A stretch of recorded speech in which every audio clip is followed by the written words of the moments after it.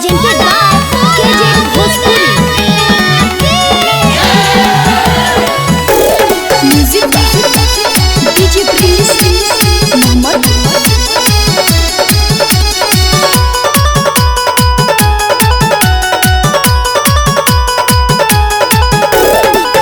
चढ़ गई दशहरा बखुला रही गेट जानू चढ़ गई दशहरा बखुला रही गेट जानू सतमी के मेला में भेंट होइए जानू सतमी के मेला में भेंट होइए सोना दर्शन पाके मामला सेट होइए जानू सतमी के मेला में भेंट होइए जानू सतमी के मेला में भेंट होइए सोना मिक्स बाय मौलिक रिकॉर्डिंग स्टूडियो बड़े अमोर गोपालगंज।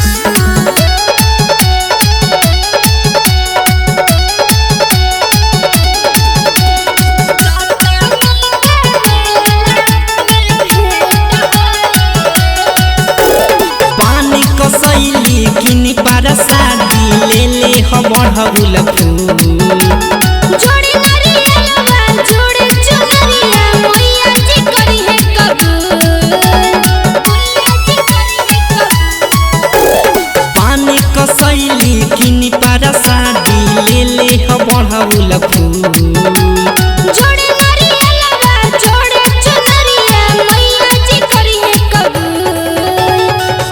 कहतानी बतिया के रखी हतु से त जानू कहतानी बतिया के रखी हतु से त जानू सतमी के मेला में भेंट होइए जानू सतमी के मेला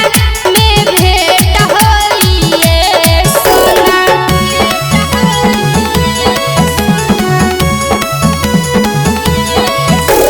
म्यूजिक डीजे प्रिंस मोहम्मद।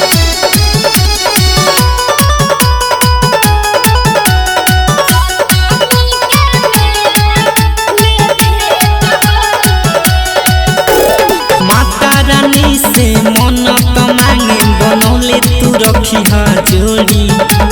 सातो जन्म तक साथ निभाई बहुत निकट जोड़ी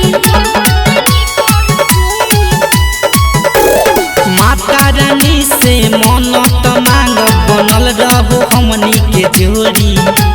सातो जन्म तक साथ निभाई बहुत निकट जोड़ी